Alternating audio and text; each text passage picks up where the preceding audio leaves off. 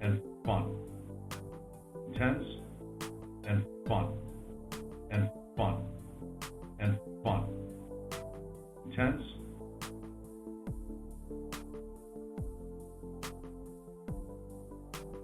Intense. Good afternoon, everyone. And fun.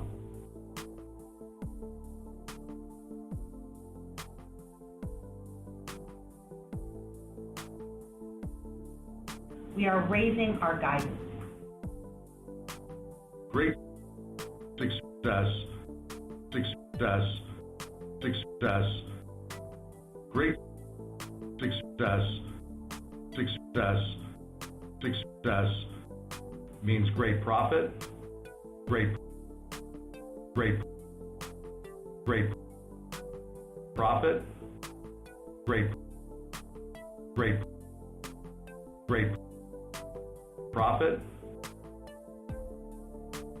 profit. Mediocre success still means profit. Good afternoon, everyone. Hello, everybody, and welcome to another edition of Wrestlenomics Radio. I'm Brandon Thurston, broadcasting live on YouTube and on demand through the various podcast feeds. Today is Sunday, December 12th, 2021. Here we are, some 9 years removed from December 12th, 2012, and we are still alive. Today on the program, we will discuss more about WWE's NIL strategy, talent development program. We will discuss the flow of talent from WWE to AEW. We will discuss who are the most active wrestlers based in the US or Canada. We have an update on what the most viewed YouTube videos are, at least 16 hours after their publishing. Nick Khan, WWE's president and chief revenue officer, his sister Nahnatchka Khan, and The Rock apparently had dinner, and The Rock posted about this. We have an update, a correction to make, a minor correction about the Google Trends data, an update about ticket sales, a little bit more about DVR viewership, and a wider look and discussion about the TV viewing world ecosystem overall, TV ratings, and maybe more. But first, joining us, the everyman of the Wrestlenomics universe, Chris Gullo. Hello. Hello. It's good to be here. I'm surprisingly still have my voice after ring announcing. Did you ring announce at a metal festival? Yes. Yeah. I heard that this was the Every Time I Die Christmas show, which is an annual tradition in Buffalo, in the Buffalo area, that happened yesterday, Saturday, right? There has often been wrestling as a part of this concert. Yes. Wrestling, I heard, was put together on a very short time frame. Is that correct? It was. Yes. But it came together well. The crowd was into every match, and everybody did great, and it was a lot of fun. Who was all involved? And what kind of matches were there? We saw a tag match where Puff and Vince Valor wrestled Carlos Romo and the Dark Horse Dexter Doom, and Puff and Vince won, both in Christmas themed attire. We actually saw a really good triple threat match where Matt Cross defeated Lucky 13 and Myung Jae Lee, who you're familiar with, Brandon. Jay Lee, yeah. Yeah. For people who don't know, Every Time I Die is the concert that Andy Williams, also known as The Butcher, has always been a part of. But go ahead.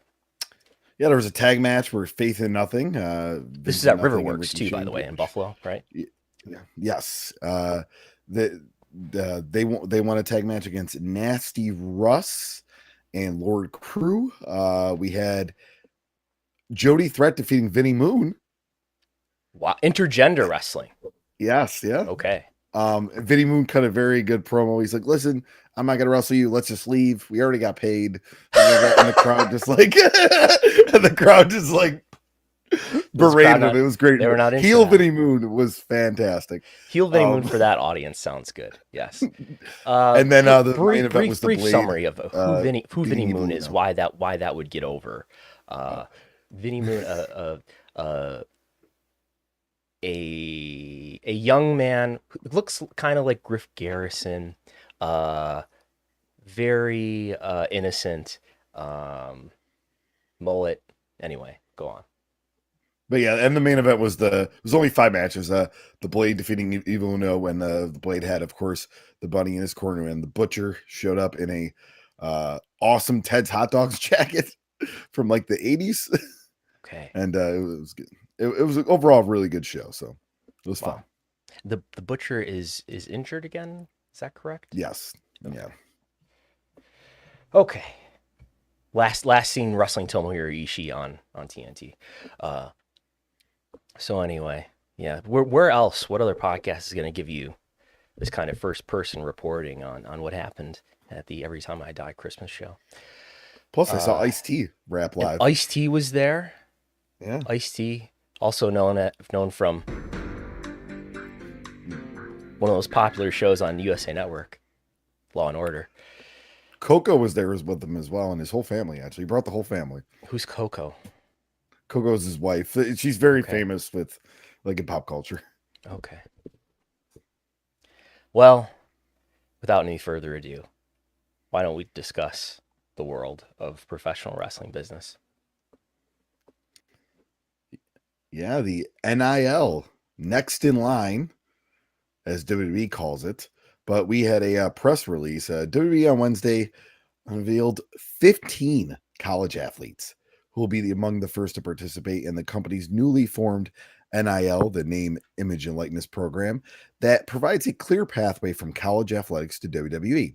The inaugural Next in Line class includes athletes from 13 universities, 7 NCAA conferences, and 4 sports. In addition to the United States, the class includes representation from a myriad of countries spanning from Canada and Nigeria.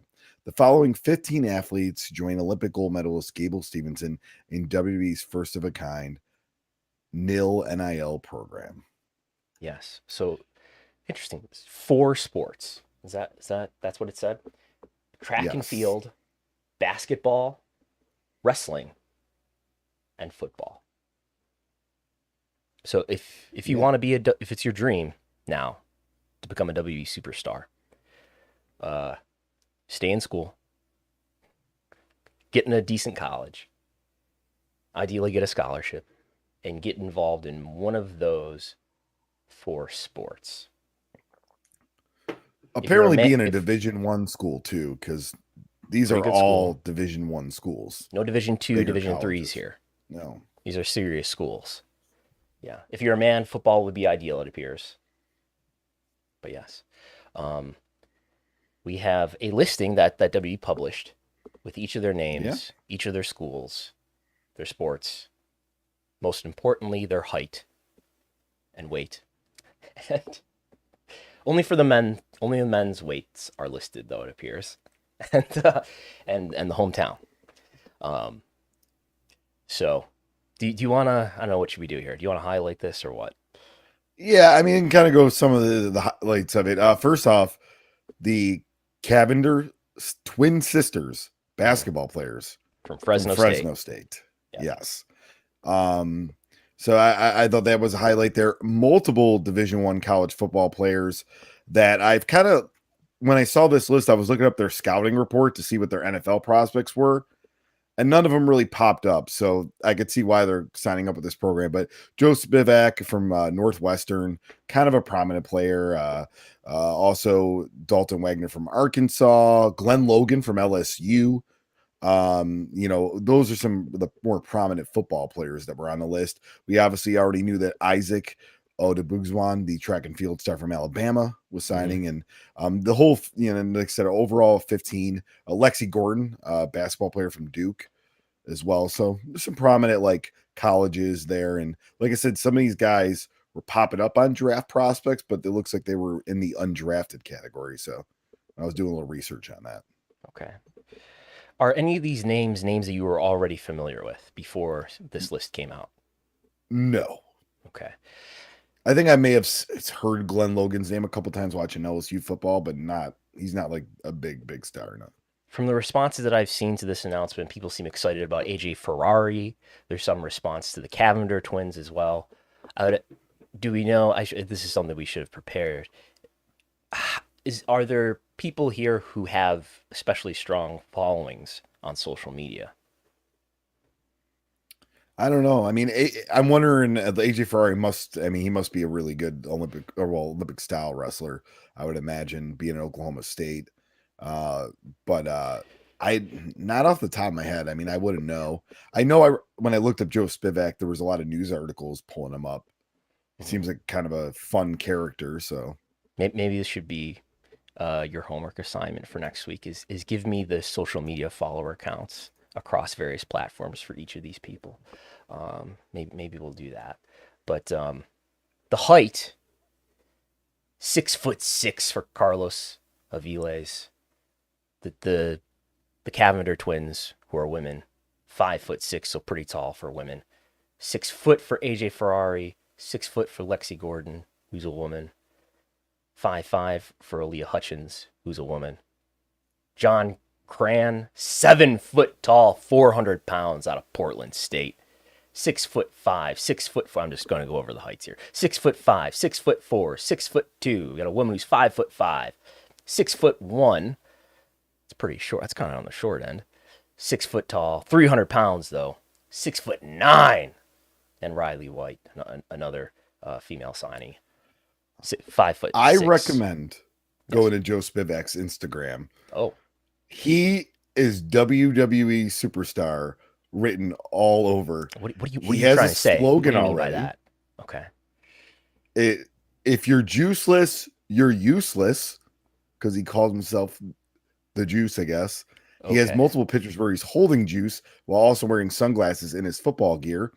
He has a promo shot which looks like a wrestling like gear before he got signed by WWE, and his last picture is wearing all WWE stuff, and his first thing is WWE NIL athlete on his Instagram. Well, there you go. When I hear the word juice in the context of professional wrestling, I usually think of something else, but that notwithstanding. Yeah. So what are these folks getting in return for whatever for being signed here? I guess is that they're probably being paid some sort of downside or some sort of guarantee that's, I would guess, under 6 figures. They're essentially being sponsored by WWE for WWE to have the opportunity to bring them into the Performance Center and become more like full-time talents for them. Superstars, hopefully, right? Yeah. Now, I didn't look this up for everybody, but a lot of the football players, I think almost all of them were seniors. Okay.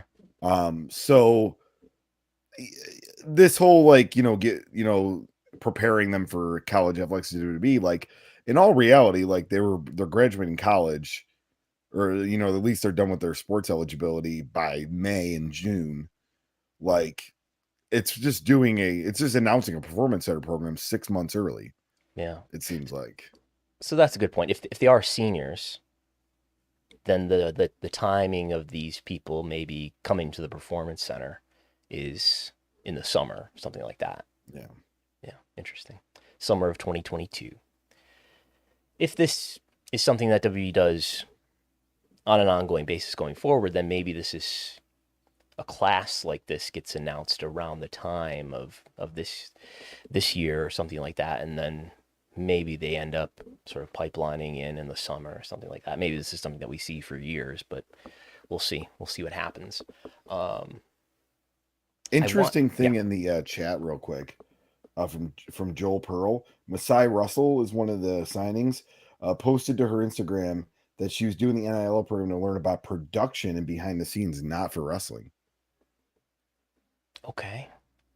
So they're gonna get everything from the NIL program. And Masai Russell, for those watching on video, that is, where is this person on her? Oh, okay, here she is. She's a track and field athlete from Kentucky. Okay.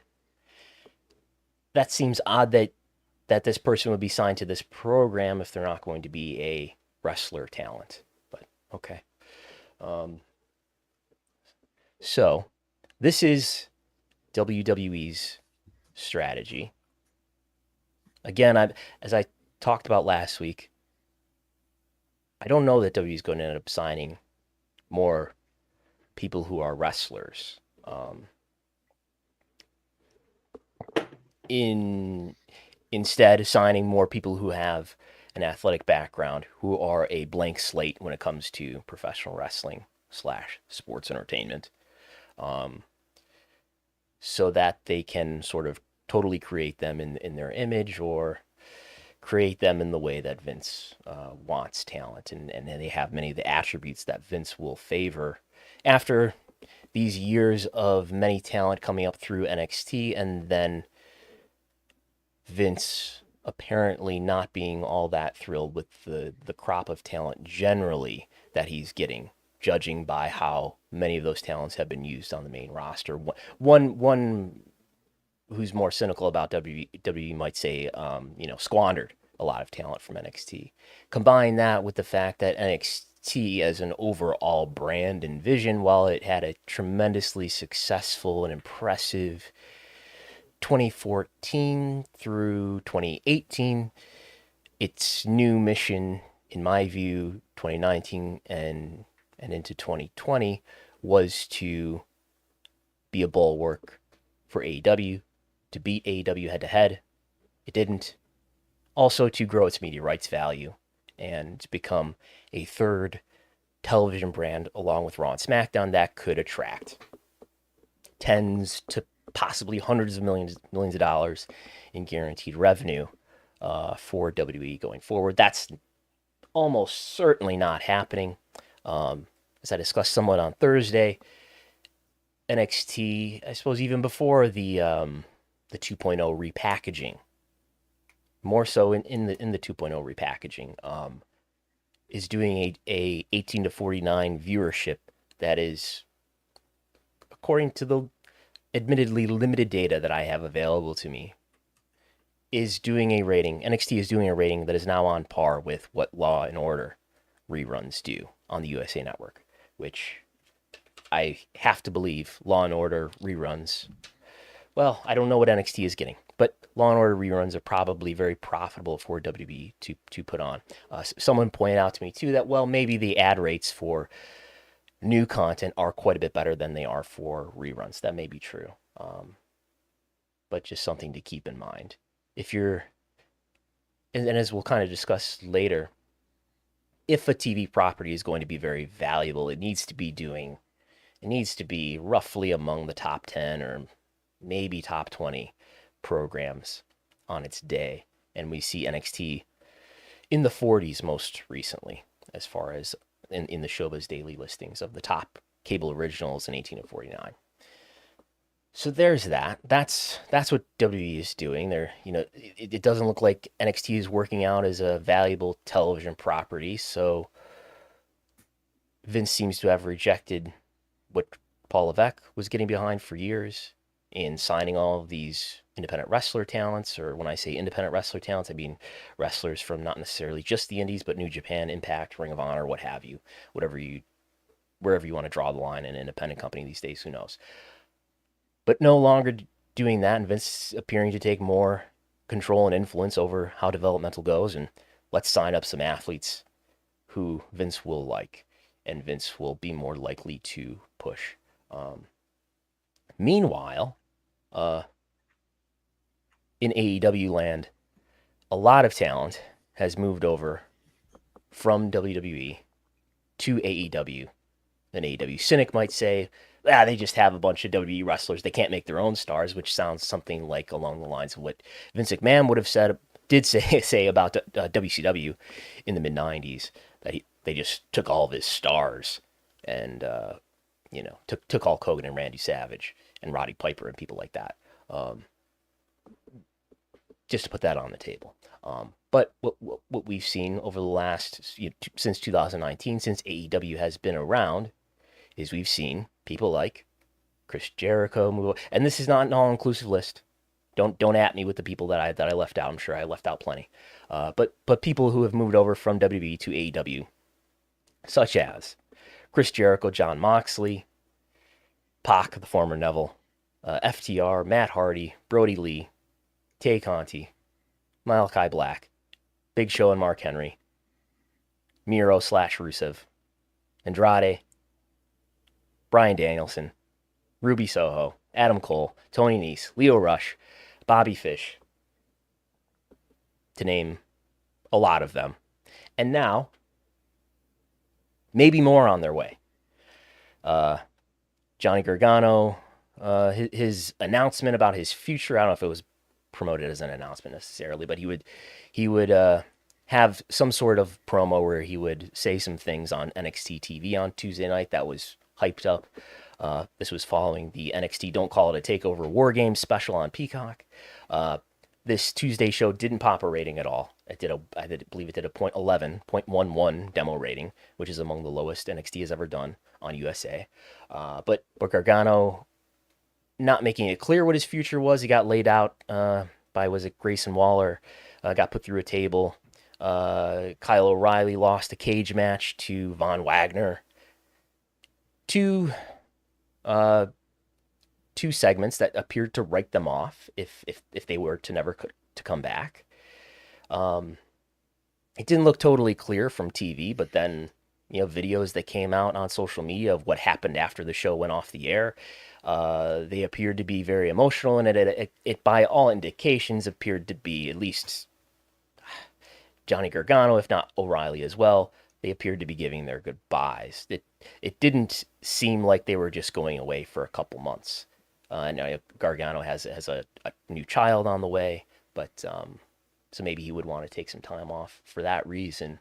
But the atmosphere of the video that I've seen of what they were doing in front of the crowd after the show went off the air, Tommaso Ciampa coming out and having a moment with Gargano and so forth, this looked like two people who would never be back in this, or at least permanently were not coming back to this brand / company.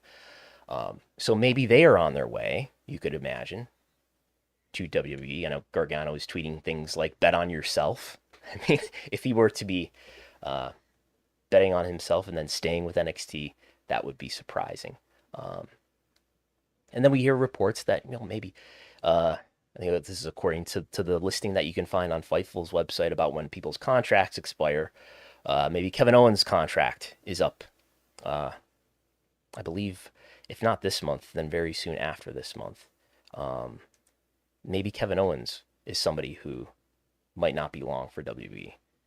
The rest of these are simply speculation, just thinking on my part and not information. But maybe Sami Zayn is somebody who would be interested in AEW. Maybe Dakota Kai is somebody who would be interested in leaving WWE and going to AEW. Maybe Candice LeRae, who is the wife of Johnny Gargano, is somebody who might be interested in leaving WWE and going to AEW. Further down the line, I think Ricochet is signed for a couple more years now, but Ricochet seems to be somebody who's being very much underutilized in WWE. There could be a lot more value gotten out of him in WWE, but if not in WWE, then elsewhere. So, meanwhile, I was trying to do a Python script to give me some sort of, more foolproof answer here, but I can't think of anybody, I don't know if you can, Gullo, who's had a substantial run in AEW, and I know this is a company that's only been around for 2 years, but who's had a substantial run in AEW and then has gone to WWE. I don't know that there's anybody who fits that description. Not at all. And it's interesting to see because, this is just speculation, but with speculation at the 3-year deals, the initial 3-year deals, those first year 3-year deals with AEW are coming up. Would you possibly see somebody jump, from AEW to WWE within 2022? I know there's people say out there like, oh, Wardlow's a guy built for WWE and, and Brian Cage and others, but maybe. I don't see them signing Brian Cage. Yeah. Probably age. It's too old. Age is might be one reason. Wardlow, maybe. I don't know. Like, ultimately, I think what WWE does as far as talent and creative ultimately comes down to understanding the psychology of Vince McMahon, and the way that I think it is that okay, if he signed Wardlow, would Wardlow be at a disadvantage because Vince would sort of see him as an AEW creation and not give him as much honest effort as he would somebody who he saw as wholly from scratch his creation.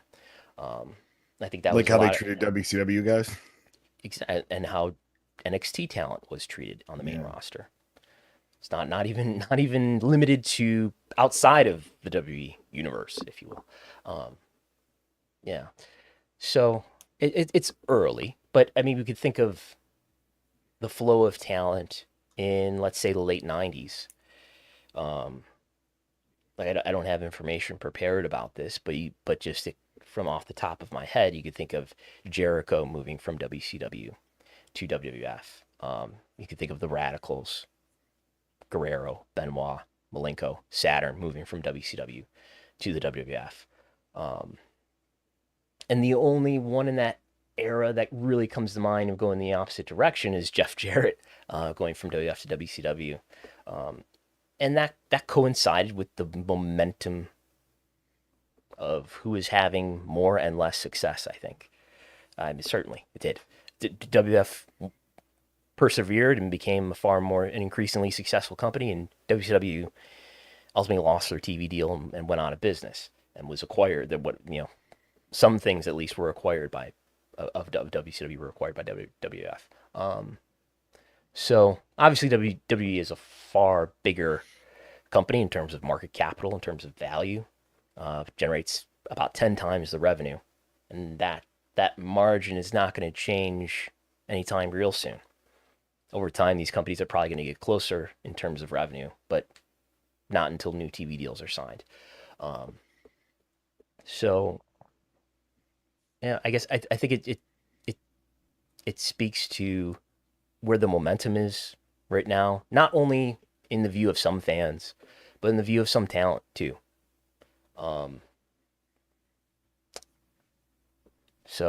And WWE appears to be just ceding all of this wrestling talent to AEW and saying we don't need wrestling talent. It's an interesting choice. It's not a choice that I think is a good idea.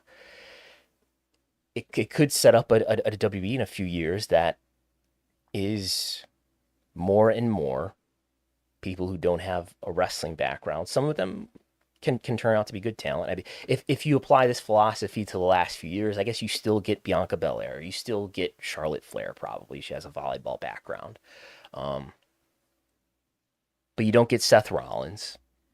You do get Roman Reigns. Yeah, you probably get Roman Reigns.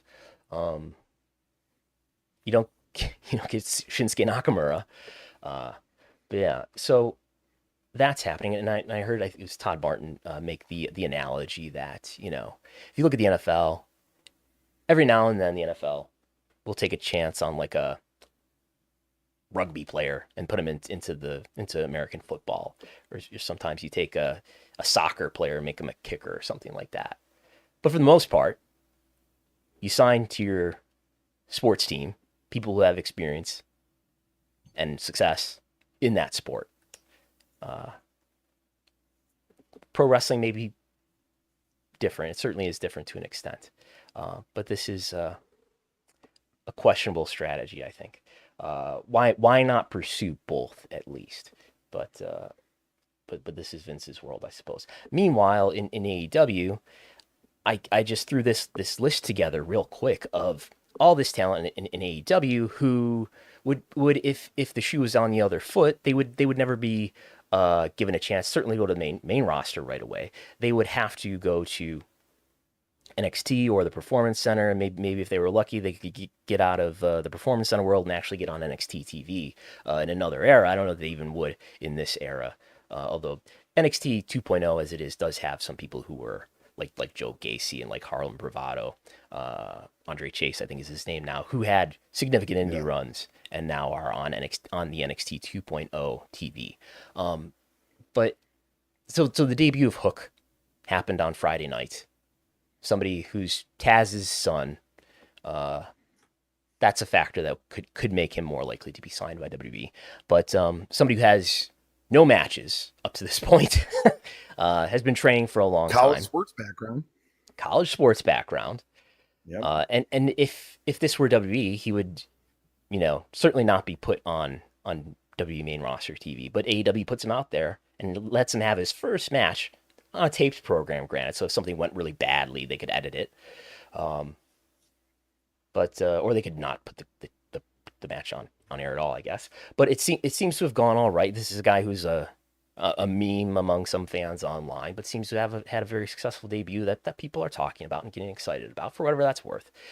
But if this group of talent that I'm about to list through, were brought into WWE, they would have to go through, I think, all sorts of, quite frankly, imaginary hoops and standards to meet, including people who have had a great deal, who have added a great deal of value to AEW's TV. As I see, we're dropping frames here, so I'm going to lower the bit rate.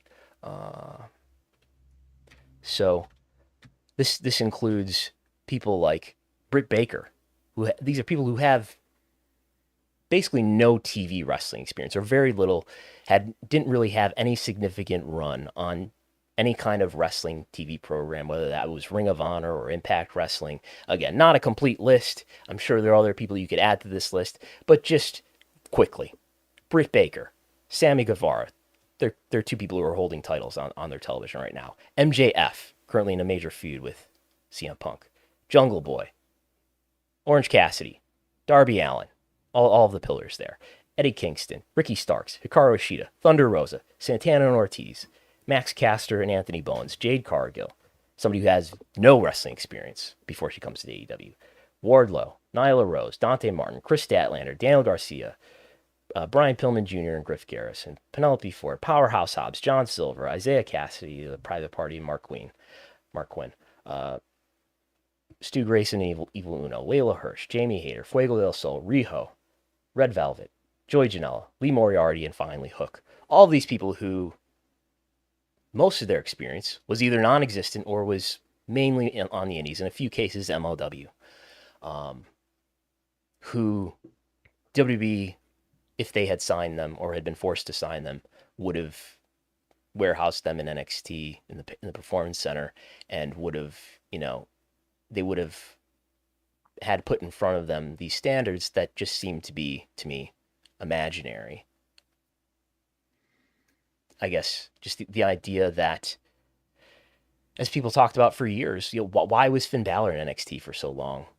Why was Shinsuke Nakamura on TV for so long? People would joke that, and I think it was based on something approximately that Triple H had said in an interview or a conference call once, that they were still learning where the camera was, so they were still learning supposedly certain skills that they didn't have or hadn't perfected yet, that they would need to learn before they went to the main roster. Meanwhile, the one exception to this rule has, in the last 7 years, is AJ Styles, who is, I guess he just had enough respect and enough experience. He was on TNA/Impact for many, many years, and he was in New Japan. He had a very successful run in New Japan right before he went to WWE. He's been the one exception who's been allowed to go from the non-WWE world straight to the main roster, with few other exceptions, unless you were already a PC project like Braun Strowman or Omos, and you're so tall that Vince made an exception for you. So it's two very different approaches to pro wrestling here, to talent development. It was brought up in the YouTube chat that Santana Ortiz technically do have quite a few years of Impact TV experience. True. So yeah, true. Speaking of the YouTube chat, if you'd like to ask a question, we have a super chat feature now. So you just put in whatever amount you feel is worth the value of the question and ask the question, and Brandon and I, mostly probably Brandon, will answer your question.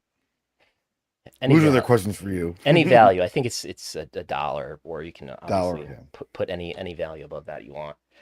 And we will go through those either as we get them or at the end. So yeah. Moving on. All right. Moving on here. So got some cage match data, some really fun cage match data that you procured, Brandon, on most matches wrestled in the United States and Canada and most promotions wrestled. We'll start with most matches, and this is where I kind of see a little bit of a social media buzz on it. John Wayne Murdoch, 130 matches according to Cage Match that you scraped, the data you scraped for 2021. Yeah. I admit I'm not familiar with all of these names. This was, just so people can rest assured, this was a Python mission. I did not go through Cage Match and manually count all of the match counts across all of the months of 2021 for each of these people. We should point out first that Cage Match is not a complete record of professional wrestling matches everywhere at all times, but it is a large sample, and maybe I would venture to guess it's probably, I mean, the indie promotions are the most incomplete, right? Anything that's on TV, anything that people really pay attention to is going to be recorded in here. Smaller indies are many times not recorded. I would guess that this is the majority of the indie wrestling that's happening, at least in the U.S. Maybe biased towards the Northeast, but anyway, this is probably pretty reflective of reality and of what the actual rankings would be. Anyway, at the top of this list, usually, and the one thing that stands out the most here is that this is not a list dominated with WWE wrestlers or AEW wrestlers for that matter. Of course, in the year 2021, there was no wide touring until July. WWE has not been doing house shows until July and hadn't been doing house shows from March 2020 through July 2021. So WWE wrestlers are at a disadvantage as far as ranking highly on this list in this year. We'll see what happens in 2022 though. But John Wayne Murdoch, who I'm guessing has had a lot of matches in IWA Mid-South, does that sound right? Yep, I was going to bring that up. 130 matches for him, far ahead of the next closest person on this list, who is Jake Christ, who I'm guessing is also having a lot of matches in IWA Mid-South. IWA Mid-South is running, what, weekly? Yeah, weekly. I think they canceled their shows for the rest of the year just a couple weeks ago, but yeah. And IWA Mid-South, how many people are attending these shows? These are pretty small indie shows, right?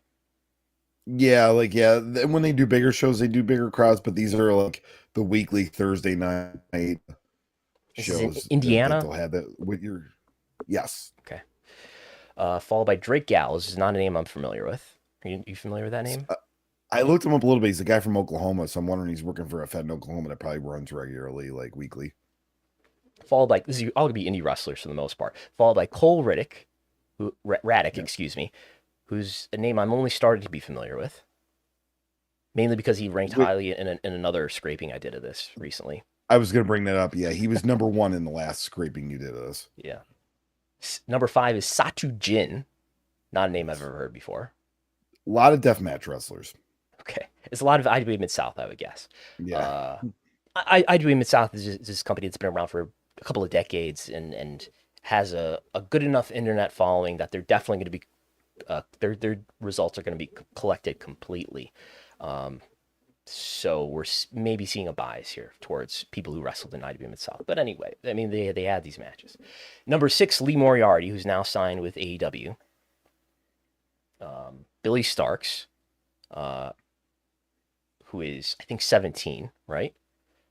Yeah, I think so. Number 8, Atticus Kogar. Probably also IWA Mid-South wrestling matches, right? Yeah.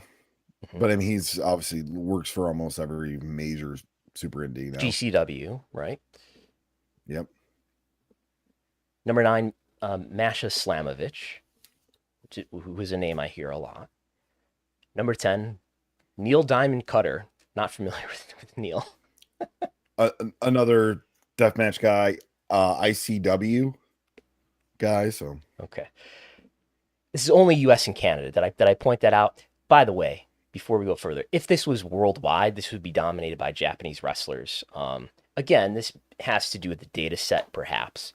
Japanese wrestling, I think is an even more complete data set in the cage match record, just because Japanese wrestling results get reported more completely in sports publications. Even if it's a small event, they seem to report those results. Mexico, probably the least complete region, or at least one of the least complete regions. And besides all that, we're only looking at U.S. and Canada here. I think Erie Shigehiro, I think is his given name. Erie would be like number one overall if we were looking at worldwide. But anyway, 11 Ace Austin, 12 the one called Manders, 13 Sky Blue, who's done some stuff with AEW now, I believe. 14 Rob Killjoy, 15 Matt Justice, as Chris Gullo is suffering here. 16 Jordan Oliver, 17 finally a WWE wrestler, the one called Riddle, formerly known as Matt Riddle. 18 Effie, 19 Daniel Garcia, 20 Akira, who's not Akira Nogami, correct? No. Even though this is all caps, Akira. He's deathmatch star Akira. Okay. 21 Calvin Tankman, who I believe is with MLW now. 22 Dale Patricks, not a name I'm familiar with. Another deathmatch guy. 23 Myron Reed. 24 Jake something. 25, we're only going to go through 25 here is what we've got on the screen. 25 Gary J. So some of these people stand out to me as names I know from the sort of the Dylan Hales Southern Indie IWTV scene. People like Gary J and Manders, Billy Starks, Effie. Rob Killjoy. There you go. Yes. That's people who wrestled the most matches, January to November 2021. And then another measurement that I'm interested in is the number of promotions that you wrestled for in the cage match record. This tells me who's getting booked very widely. Let's count up the number of unique promotions that you wrestled for. Here's the number of promotions that said that you're worthwhile throwing on the card. At number 1, in the cage match data, is Billy Starks, followed by Effie, Lee Moriarty, Nash Islamovich, Rob Killjoy, Cole Raddick, Myron Reed, Jordan Oliver. It's a lot of the same people, right? One called Manders, Warhorse, Danny Moe. That's a woman, right? Danny Moe. Yes. Yep. She a woman's wrestler, but she also manages Facade. Okay. Davey Richards, Facade, Daniel Garcia, Timmy Lou Retton, Gary J, Matt Mikowski, Jody Threat, Erica Lay, Trey Miguel, Mo Atlas, Mickey Knuckles, Matt Justice, Casey Navarro, and Josh Alexander. So, and what I did here too, by the way, is, I believe this is updated as of this pivot table that we're looking at, is I went through the cage match record. If you don't exclude the people who are ringside, cage match will list the people who are ringside, who are managers, or the example that comes to mind is like Matt Hardy being at ringside for private party matches. If you don't do some work to exclude Matt Hardy, he gets counted as having a match there. So I did do that. A great deal of complicated Python work had to be done to teach Python how to read who is actually in the match and who is just ringside. So this should be a listing of people who actually had matches and were not just ringside. Maybe the unique promotions is not that, but the match counts definitely are. In any event, gives you an impression of who's getting booked very widely. And if I'm probably not WWE at this point, but if I'm AEW or another television wrestling company, I would be interested in knowing, okay, there's, this many promotions that think this person is worth booking. And maybe this is somebody who's got talent that's worth looking at. So there's that. I think that's what happened with Lee Moriarty. Yeah. I think he just created such a buzz, like, hey, this guy's everywhere having good matches. And I think that's what led to his contract. Mm-hmm. Yeah. And maybe not everybody is who's widely booked on the indies is necessarily well suited for a major TV wrestling company, but this is an interesting place to start. I think this is a worthwhile place to start. So there's that. All right. Move on to some YouTube influence statistics. If you want to break down the week of YouTube views here. So this is just the last 7 days. The requirement that I'm looking at here is this video has to be online for 15 to 17 hours, and I have to have found a record of what the view count is. When I say record, I mean my script that runs every hour has to have found a view count either 15, 16, or 17 hours after it first detected this video existing. So basically, we're trying to give everybody the same playing field here. 16 hours of time. How many views did you have after 16 hours, or somewhere between 15 and 17 hours? Eventually, I want to do this giving everybody 24 hours or giving everybody 7 days. More time has to pass before I have enough data to do that. But after 16 hours, the most watched YouTube video among WWE and AEW YouTube videos is Brock Lesnar destroying Sami Zayn and his nurses. From this past Friday's SmackDown, did over 1 million views after 16 hours. The only video surpassing 1 million views under that condition. Followed by Bobby Lashley laying waste to Big E, Seth Rollins, and Kevin Owens during a Raw commercial break. Followed by the 10 highlights of SmackDown. Followed by, not Hook, but the first clip from AEW on this list at number 4 is Look Who's Back, which I'm pretty sure is the return of Trent Beretta on Dynamite this past Wednesday. After that, we've got Brock Lesnar hunting down Adam Pearce, Xia Li emerging to help Naomi, Becky Lynch versus Liv Morgan on Raw. And at number 8, finally is Hook from Rampage. And we'll do the top 10 here. Big E versus Kevin Owens in the steel cage match. And then number 10, Edge and The Miz agree to have a match at WWE Day 1. So out of the 10, we've got 8 WWE videos. We've got 2 AEW videos. So there's that.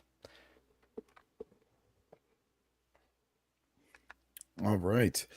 And we're going to move on to something very interesting that came out. Dwayne "The Rock" Johnson put out a tweet. I believe this is Facebook. This looks like Facebook to me, doesn't it? Oh, Facebook, yeah. I mean, it's too too long. Yeah, you're right. It's too long to be Twitter. He usually tweets, Facebook, sorry. And this is what it read. This one's special. Means a lot to me. Years in the making.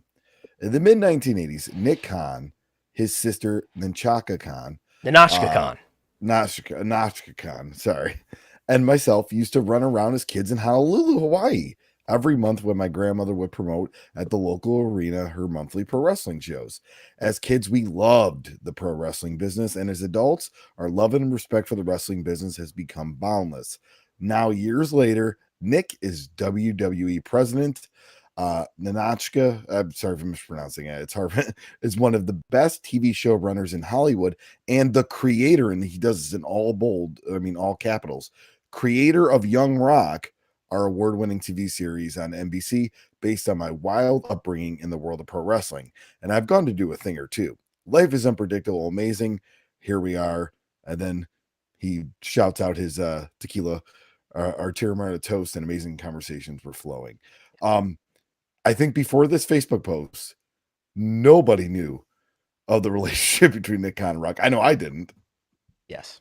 And we did investigate this tequila here. I was not aware that The Rock, I'm not surprised either, that The Rock owns a brand of tequila.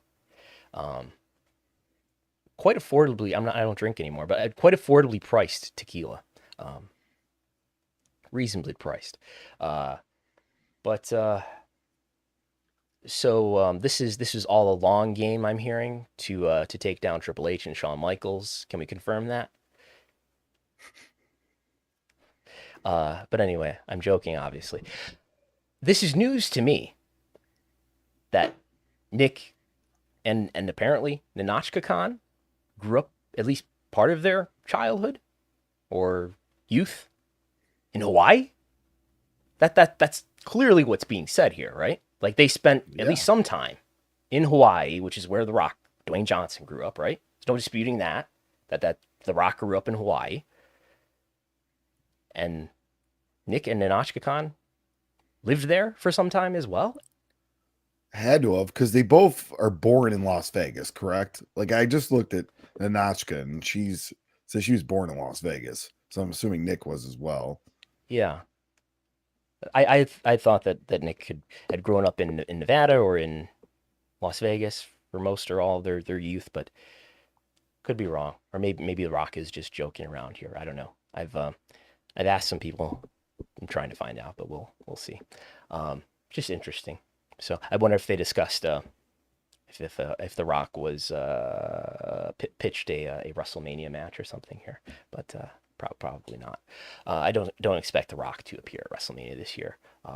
And by the way, speaking of WrestleMania, I don't have this on the slides, but Peacock sent out a maybe I can get this on the screen real quick. Peacock sent out a email, a promotional email. I believe last night is when I received this. Have you received this email? I saw you share it on social media. Okay, so we throw this into the screen here. This is a special holiday offer for WrestleMania. This was sent to Peacock customers. If you use the promo code Peacock, you can get 4 tickets to WrestleMania for the price of 3 when you buy 4 tickets together. This offer is valid through Christmas. So that's interesting. I know WrestleTix has been following the WrestleMania ticket sales a little bit, but a lot of tickets have been sold, but it's not as if it's sold out. It's a 2-day event at AT&T Stadium, which is a huge stadium, right? 100,000 people. Broke their record, yeah. They did break the record. I don't question that. I question the attendance that they announced. And quite frankly, Vince McMahon said that included ushers and ticket takers and things of that nature. I don't know that it even included that. But anyway, let's not get distracted with that. You can put about 80,000 people in this stadium, legit though, if you wanted to. Even with a gigantic stage, which no doubt they will have. So we'll see. Does this indicate that ticket sales are not going as well as they would hope? I don't know. Maybe. This certainly doesn't rule it out. And if this is a super hot ticket, they're certainly not doing this. And if it's a super hot ticket, 160,000 tickets would have sold out right away. But that has not been the case yet. Now there's perhaps COVID being a factor here. You can come up with all sorts of reasons / excuses for why, things are going the way they are. Now, to think in the past though, a 1-day WrestleMania, you could usually get tickets, if I recall right, in the last few days. Like they would sell a lot. They would sell tens and tens of thousands out of, like, let's say 60,000 is usually the volume that you got for a WrestleMania event. Roughly that. Let's say 60,000. And you could, WrestleMania would maybe sell out right towards the end. It's sort of the supply and demand was sort of in such a way that right towards the end of the event, they would either sell out or they would come really close to selling out. If you had multiply that by 2, there's going to be an even wider margin ahead of selling out. So we'll see what happens. And I'm sure WrestleTix will be following it closely as we get closer to WrestleMania. All right, and let's move on to some Google Trends, which you have to making edit to. So last week we were talking about Google Trends, and I was saying that this graph was worldwide. This graph is United States, and I said I didn't have the United States graph, when in fact that was the United States graph. We'll talk about what's really happening here. So if we look at WWE and AEW, Google web search over time, the difference between WWE and AEW in the US is, as we said last week when we thought we were referring to worldwide, is 4 times. WWE's got about 4 times. We don't need to calculate that. It's pretty evident. WWE, in this presentation of the data from Google Trends, which is relative, WWE is at about a 200, a little over a 200. AEW in November is at about a 50. In September, they were at a 100. So they were at half of WWE's normal volume of search related to their brand. That was a huge peak because we were coming off of the debut of CM Punk in the month prior, which was also high, and then we were coming off the debuts of Bryan Danielson and Adam Cole. Now it's settled back down to sort of where it was before those months, and it's at about a 50. WWE at about a 200. So again, AEW at about a quarter of what WWE does. That's in the US. The margin worldwide, though, is slightly wider. So it's not that huge of a difference, I guess. But if we take 210, which is what WWE did in November, again, these are relative values that don't represent any absolute unit of measurement, because that's what Google Trends allows us to see. But if we divide 210 by AEW's 39, those are both their values for November, we get 5, a factor of 5. So WWE has 5 times the search volume in November of AEW, 5 times worldwide, 4 times US. So the margin is a little closer. It's kind of intuitive. It's what you would expect that AEW has managed to break more ground in the US than it has worldwide. So there's that. Moving on. All right. Yeah, we're going to move on to tickets distributed. The average, of course, thanks to our friends at WrestleTix. Some pretty interesting numbers here, and it's interesting to see this now after the Battle of Long Island has been completed. Yeah. So this is what we're showing here. We can make this a little bit smaller probably, right? So we can see this number. So WrestleTix put this up on the 9th, which is what, Thursday, I believe? Yes. So this is the average tickets distributed. So this is not necessarily tickets sold. These are mostly tickets sold. The vast majority, this is probably something like 95% of these tickets distributed, I believe, to be about 95% tickets sold. So about 5% of these are comps. In any case, they're all the same metric, right? They're all tickets distributed. And Raw, this is since the return to touring in July. Raw is averaging 6,900. SmackDown is averaging 7,900. Again, this is all going to be influenced by market, right? But super shows, which are house shows, 5,500.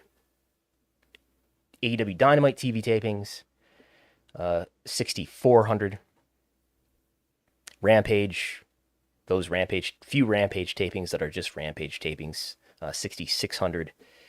And WWE International house shows, about 6,500. So Dynamite TV or AEW TV tapings, we could say. This Dynamite and Rampage number is very similar, right? They're at about 6,500.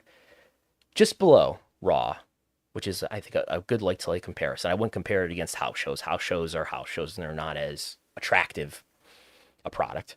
But TV, Raw and SmackDown, I think are the counterpart to AEW's TV tapings. And Raw is at 6,900, so higher, but just above what AEW is doing for a TV taping. But SmackDown is doing even better. SmackDown, and again, this might be affected by market, right? SmackDown, they had the Madison Square Garden house show. I'm sorry, not house show, the Madison Square Garden SmackDown TV taping. They had the first TV tape. They had the first return to touring in general, right, in Houston, which was something like 13,000 people sold out. WWE had really strong demand in the first couple months of the return to touring. That was a big deal for them. They did very well. Average attendance, I believe, is the highest. The North American average attendance that they reported for Q3 in the most recent earnings report was the highest average attendance in North America in, I don't know, at least 10 years. But these numbers are quite comparable here between WWE and AEW when it comes to the TV tapings. and I was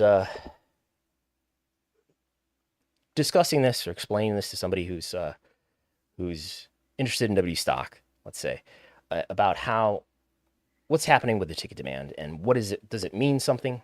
In my view, it means something. When we look at other kinds of activity related to the WWE and AEW products, as we've discussed a moment ago, there's media activity that you can look at, YouTube views. In a little while, we're going to discuss TV ratings, right? WWE, in terms of total viewership, is doing far better, far ahead of AEW, what AEW has ever really come close to. SmackDown is viewed by about 2 million viewers, a little bit more than 2 million viewers every week. Raw, although it did just do its lowest 1849 viewership ever this past Monday, still being viewed by about 1.6 million viewers every week. AEW has never done more than what it did for its debut, which is 1.4 million viewers total. Now, in the demo, that skews old. You know, the total viewership, linear TV viewing in general skews old.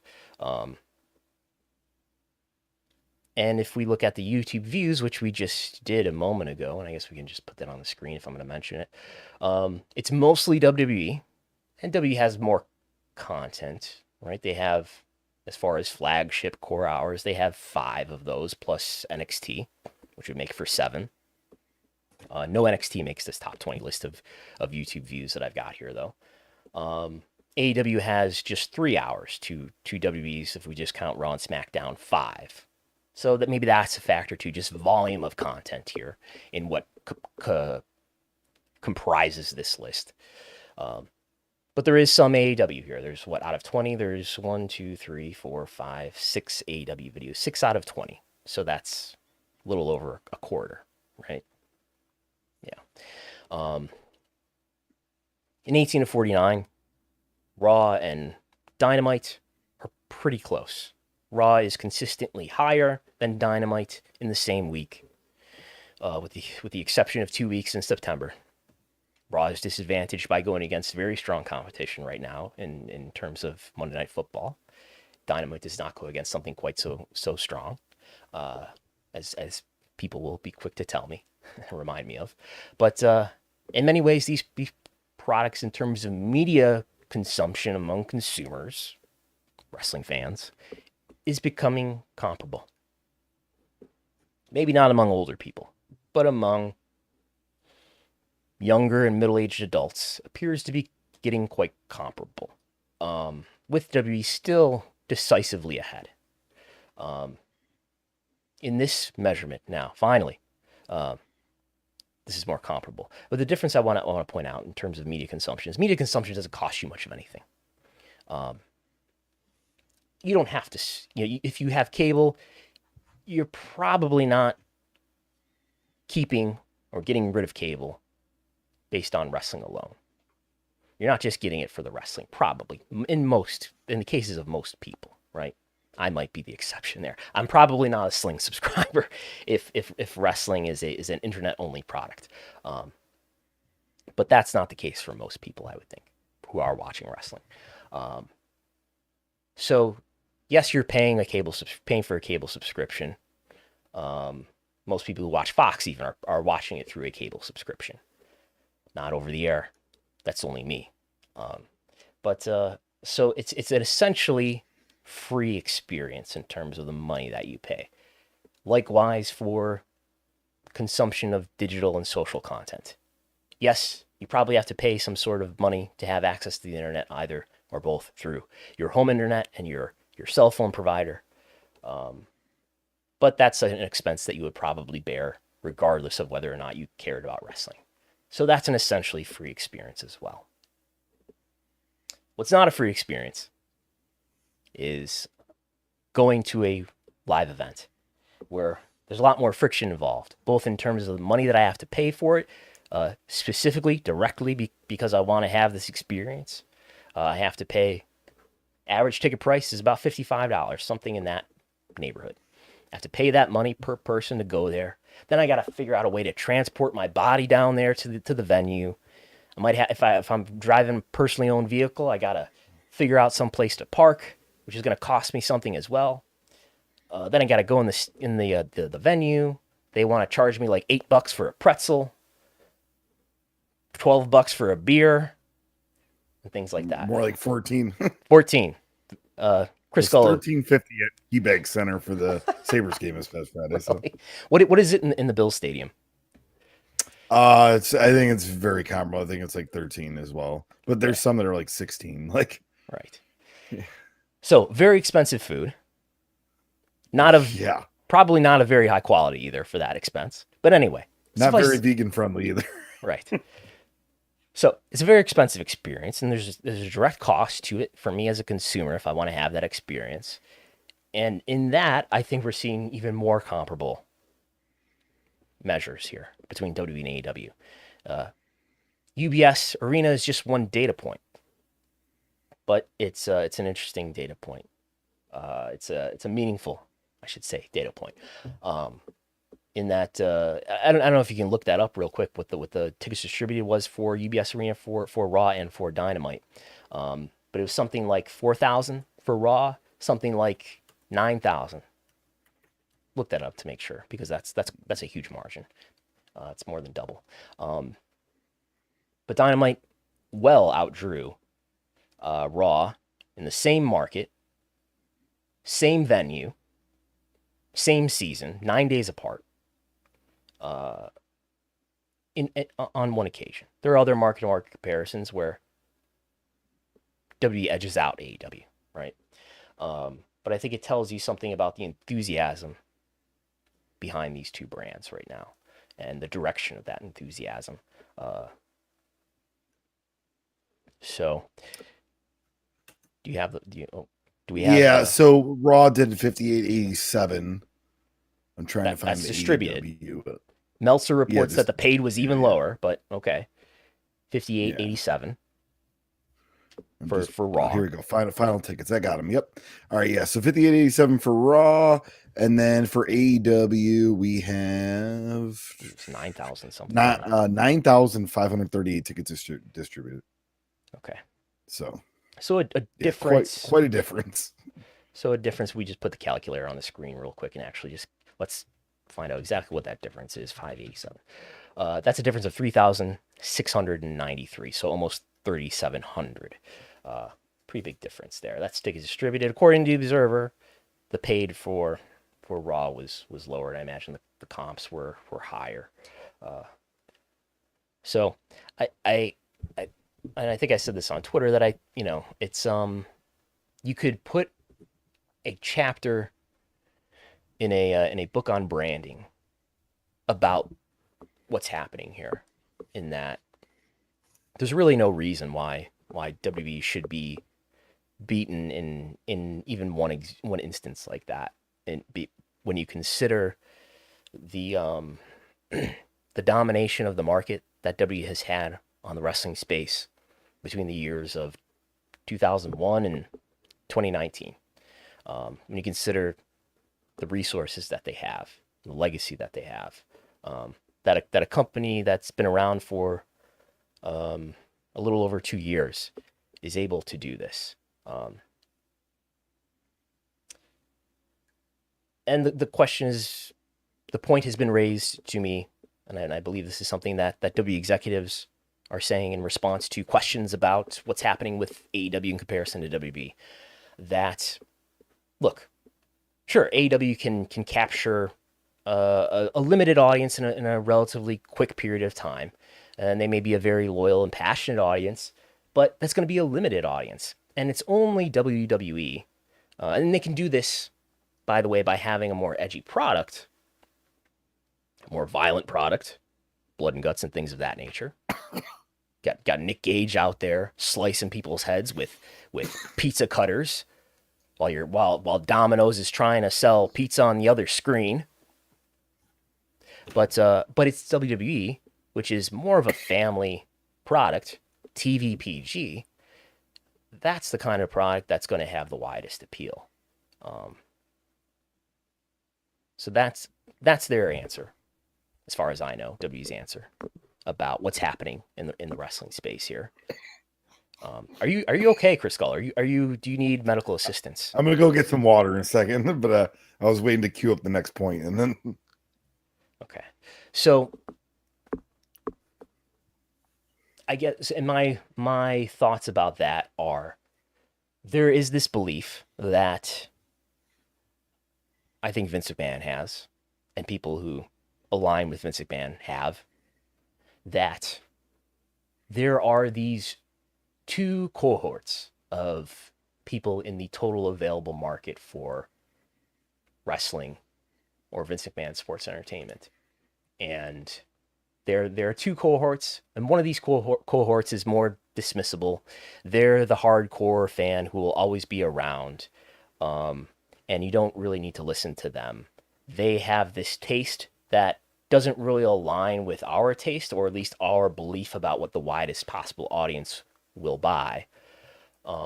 They're always going to buy, so no need to cater too much to them. And maybe we even did with NXT for a bit, Black and Gold era. But no need to take them too seriously. They'll boo Roman Reigns and John Cena and things like that, but they'll never stop buying the product that they love. Meanwhile, there's this larger audience that has a different, more common and normal taste that we need to appeal to capture the widest possible market. I think that's roughly the belief. It's a belief that many people throughout the business have, not just in WWE. I think that is, in another era, was a more relevant, more true description of how the economics of the business work. Over time, that has become less true. Not completely untrue today, but less true. Less totally accurate about how the business is working. I don't buy, though, for one thing, this idea that you can't create a product that satisfies both of those cohorts. As if it's just not possible to make a TV product that the hardcore fans will like and the casual fans will also like. It just can't be done. I think that's not the case. Or it's certainly not the case to the extent that many people in power in the professional wrestling business assume. In fact, I would go so far as to argue that a lot of your hardcore fans have tuned out and turned off your product and stopped buying your product, WWE's product, that is. Why do I think that? Well, since 2019, ticket sales have been down. Merchandise sales went down from 2016 to 2020, including 2019 before the pandemic. Network subscribers stalled during that period. Google web search went on a really. I was looking at the R squared. Let's get deep into the math here. I was looking at the R squared over the last 4 years or so. It's like a 21% decline each year, in like 3 out of the 4 years. It's astonishing how consistent the decline is. In web search, for what that's worth, whatever you want to believe or accept that's reflective of. So there's all those things that are happening. And so I think the idea that, like, you can dismiss what the hardcore fan really thinks, but and you never have to really care about what they think because they're always going to stick around. Hey, I think they've turned off. And in lieu of consuming WWE, if they're consuming any wrestling at all at this point, a lot of that group of people have turned on AEW, and AEW has been able to capture a group of people. This is not entirely their audience, but a group of people who are not satisfied with WWE. I'm sure there are people who enjoy WWE and enjoy AEW, but I don't know that's even most of the audience. Go ahead. Would you argue that this hardcore fan base is that same fan base that tried to get behind Rusev in WWE and Bryan Danielson in WWE and CM Punk and then Zack Ryder and they put, like, they wanted these guys to be stars. Hey, listen to us, WWE, and WWE didn't listen. in a lot of cases. I mean, Danielson and Punk were stars, but not to the extent that I think the crowd wanted them to be. And now here they're getting their wish for most of these guys in AEW. I think that's roughly it. And it's probably more fair or maybe more accurate to talk about this in terms of a sentiment rather than people. I think individual fans their tastes can change over time, but they may be on different areas in the continuum as far as having more of the sentiment or less of the sentiment. But yeah, I think there's been a lot of investment in certain personalities who then WWE did not capitalize on that investment.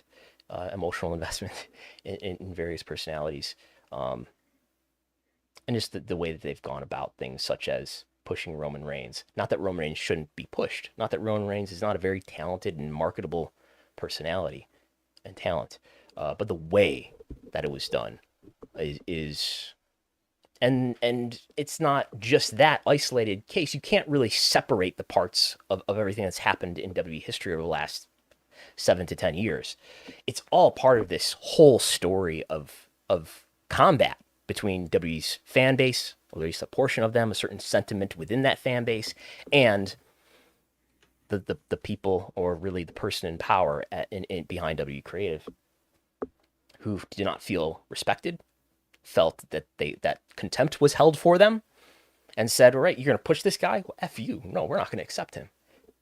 It's all part of this whole dynamic of tension between WWE's fan base over the last 10 years and what the man behind WWE wants, and the feeling of tension between them. So that's probably enough of that for now. First I want to thank Tim B. He actually did a super chat. Oh, wow. $5. So thank you, Tim. And he didn't have a question. He just said, thank you for all the time and effort bringing all of fans this data in a digestible way. Your production is Kevin Dunn level minus the camera shakes. So thank you, Tim. He also said a comment earlier that I need to go to a medical facility, which that popped me. Not a hospital, a medical facility. And he did mention the 2-for-1 tickets with the UBS Arena is probably why that Meltzer number is a little lower than expected. Okay. Yeah, could be, yes. Well, thank you, Tim. That's our first ever super chat. We appreciate that very much. I think that's a compliment. Is that's a compliment about Kevin Absolutely, Dunn? Yes. Oh, no, it's not Kevin Dunn. Not the Kevin. Oh, no, yes, that's what I meant. Yes. So anyway, yeah. All right, so yeah, we're going to move on to some DVR, and I know you kind of want to do a further explanation yes. on the DVR stuff we went over last week. Just quickly, and I mentioned this on the Thursday live stream too. The numbers that we were talking about, DVR numbers that we were talking about, I was referring to them as if they were the percentage of DVR viewing, and that was not the case. What we were talking about last week was the percentage of increase from DVR viewing. Is that an understandable distinction? I don't know that anyone will care about this correction, but in the name of transparency and accuracy, I need to make this difference. So maybe people will remember I said it was like 47% was the percentage of DVR viewing for Rampage in 1 month. It's not that high, but it is like 32% in October. That was the percentage of DVR viewing. 47% was probably the percentage of increase thanks to DVR viewing. So just to be totally clear there. And if people are watching on video, you can now see the table that is a percentage of DVR viewing. This is also what patrons saw in this information. This correct information is what patrons saw in their in the report that was published for patrons at patreon.com/Wrestlenomics for $5 a month. All right, Brandon, here's a question. What's the distribution of value among TV programs? Oh, good question, Chris Gullo. Thank you for asking. So as Chris Gullo goes to a medical facility, I will now talk about this. So I've been doing some Python scraping. No doubt. I've been in Python every day of my life. These Python projects, I feel like are hopefully a sort of front-loaded amount of work, in that I feel like I'm doing something that hopefully, this is a very dangerous hope, but that I will hopefully, I won't have to do so much work on this data in the near future, and I can just let the recurring scripts run, and then occasionally they will have to be maintained. But hopefully, I will get all this programming done, and then this will just be data that will just constantly update for us, hopefully. Or I will just be doing Python for the rest of my life every day for like a large percentage of my day. But anyway, what I did was, this is from Showbuzz Daily, so ultimately this is Nielsen data. And what I did was I wanted to look at what's sort of the distribution of programs and how they perform in 18 to 49. I believe 18 to 49 is the most important metric in all of television. P2 Plus has some importance as well, but P18 to 49 is the, if we're talking about viewership metrics, is the metric that probably tells us the most about a television program's value to its network, or to media in general. Let's not just limit it to linear TV. But so what we're looking at here for people who are watching on video on YouTube is, as I went from 2016 to 2021. So this is the 2021 year. Here is just January to November, and actually I think it does include a few days in December, so it's most of the year. It's almost all of the year of 2021. Obviously we're still living in it, but basically this just shows that, yes, as you would expect in each year, what's labeled here is what was the average P18 to 49 rating for the program that ranked number one on every day in the year. And so the average number one ranking P18 49 rating, does this follow? Am I explaining this clearly enough? In 2016 was 1.76. That was the average P18 49 rating of the cable original that won the day. 1.76 in 2016. 1.76. In 2021, that number is almost cut in half. Is 0.92. 0.92 when, 5 years ago, it was 1.76. So, one thing I want to think about is here, well, we could say, yes, TV viewing overall has diminished greatly, but has TV viewing for the most popular programs also diminished greatly? It has. So there's that point that we can say is true, at least among cable originals. But what's also interesting here, what's also meaningful here, is that where does the distinction in value start to drop off? Like basically what we have here is a kind of exponential curve, right? Where in the difference between the number one show and the number 5 show is really big. The difference between the number 5 show and the number 10 show is substantial. The difference between, once we get down here into the 20s, the number 20 show, the number 30 show, minimal difference, at least in terms of an 18 to 49 rating. So one of the issues here is that I wish we were dealing with actual viewer counts instead of just ratings, because a rating, a P18 to 49 rating is a national rating.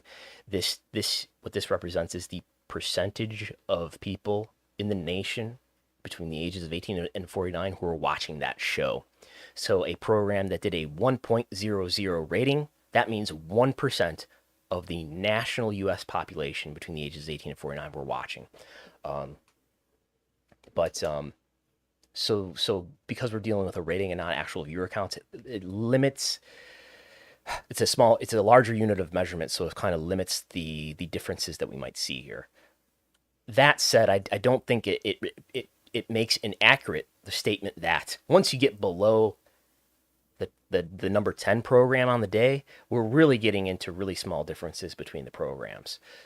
What I take away from this, long story short, too long didn't read, is that the vast majority of the value in cable originals is in the top 10. There's some value maybe in the 10 to 20. There's probably a lot less value once you get below like 30. And again, even 20 to 30, this will be illustrated pretty clearly for people who are watching on video on YouTube. If you're not watching if you're listening just through the audio, if you go to my Twitter account, I tweeted this line graph Friday night. So it tells me something about, I think it tells me something about TV rights value. In that if you're in the top 10, if you're consistently in the top 10, you're probably a really valuable program to your network or to any other network that might have you. And that, who fits into that group? Raw and Dynamite do. If I jump to the Wrestlenomics Viewership Spreadsheet, in fact, where I have the rankings listed for each episode.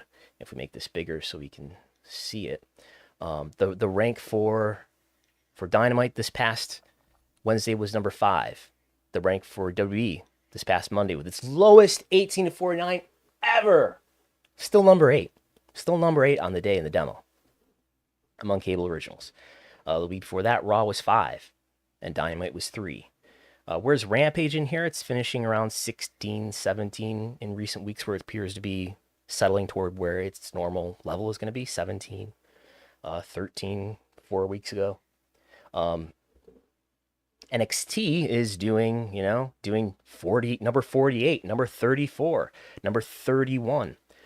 So with that in mind, and SmackDown, if it were a cable property, would probably be finishing in the top 5, if not better, even if not on the better end of the top 5. So what this tells us, I think, is that there's a great deal of difference in value. It's not sort of a linear difference. It's not a consistent difference between the show that's in the number 5 slot and the show that's in like the number 30 or 40 slot, which is where NXT is. So what my conclusion from this is that, the difference in value between, let's say, Dynamite, or even more so Raw, and NXT is great. There's a great deal of difference in value between NXT and Dynamite, or between NXT and Raw, or NXT and SmackDown, which is consistent with my belief that NXT is not getting paid much for being on the USA Network. So if it's not getting paid much to be on the USA Network, then maybe they're more likely to stay even while not performing as well as reruns often do with a similar time slot. But this does, I think, tell us, we could kind of even do some math based on this trend that we're seeing here, where the top 5 and the top 10 do so much better than the shows that follow it. This I guess tells us why the NFL rights are so much, why the NBA rights are so high, and why other cable originals are not nearly as valuable, are a tiny decimal of a percentage of value of what those properties are worth. There may be an ad revenue share, whereas Raw gets, I believe it's $5 million an episode or $4 million an episode. So anyway, that's it. All right. Moving on to some Fast Nationals news. And we have a preliminary rating for SmackDown on Fox. Brandon, you reported to be 2.172 million, the highest prelim on Fox in September. Based on usual difference of the final rating, reporting Monday, I'd expect a final rating of nearly 2.3 million, which would be the highest final since September. To be clear, I'm not reporting this. This is originally from Spoiler TV, and maybe they're getting it from TV series finale, but I'm just taking this number and looking at the difference over the last year to date between the final and the prelim, and telling you what I think the prelim, or what I think the final is going to be, which is 2.3 million for SmackDown, which would be their highest in months. The Fast Nationals that Andrew Zarian reported for SmackDown, which the Fast Nationals and the Fast Affiliates appear to be the same number. You only get Fast Affiliates for broadcast though, but Andrew Zarian reported the Rampage Fast Affiliate as well, which is 483,000 total viewership, 222,000 in the demo. The Fast Nationals and the Fast Affiliates are almost always lower than the final ratings by something like 7% or so.